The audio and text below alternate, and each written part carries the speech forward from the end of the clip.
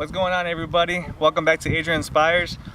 Now today I just want to tell you guys a story about an incident that happened to me a while back when I was playing baseball. It's a beautiful park, you know, this park brings back a lot of memories, and we used to have a bunch of games here, and you know, I won 2 championships playing on this field, you know, and it was such a great time. Basically what happened is that, you know, here at this exact field, I ended up getting a concussion. I was playing at third base, and it was a game that we're really counting on for us to go to the championship, and so I was really dedicated to really play as hard as I can that day, and we had a great team.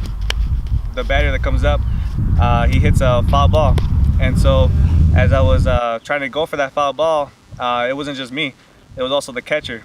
But the thing is that I didn't get to see the catcher running towards the foul ball as we were coming on this side. Actually, as I was at third base, I was sprinting, trying to catch this foul ball, and then as I was going, I dove, and I was literally in the air.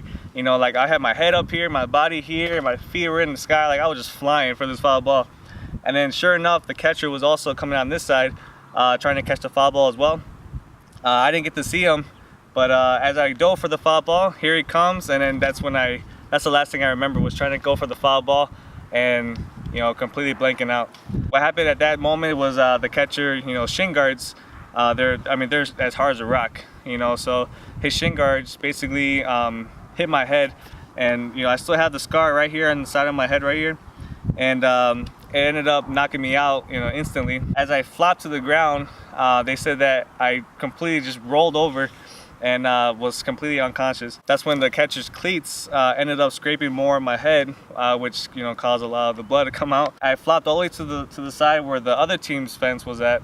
To me, I thought I was out for like about, I don't know, maybe like 5 seconds, if that. Turns out that I was out for about like 30 seconds to almost a minute. My older brother was coaching for our team, because he played for the team at the time.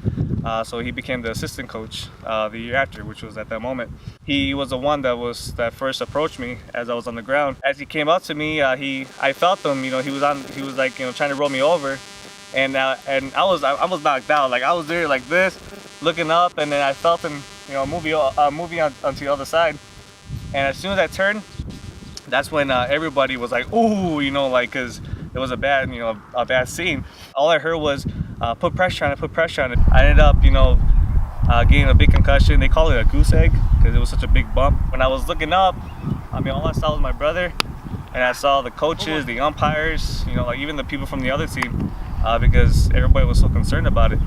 And why wouldn't you be concerned? It was a very crazy gory experience. What was really cool though is that as I was looking up, I was like, okay, I'm fine, so I get back up. The paramedics, they told me that I should have never gotten up that day because so if when you get hit in the head like that, you're supposed to just stay down until help arrives. But with me, I decided, I'm fine. I ended up getting up. I see all the coaches, I'm all like, nah, I'm fine, like I'll go back up, it's cool.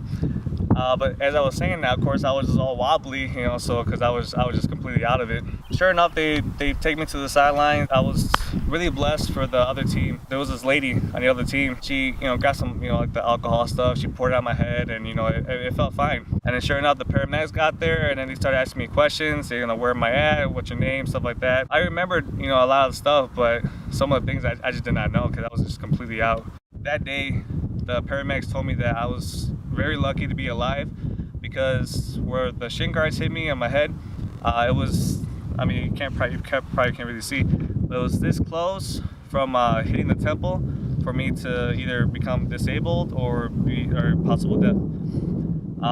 And also this close, same thing, could hit dead on middle right here for the cleats to cut my eye open.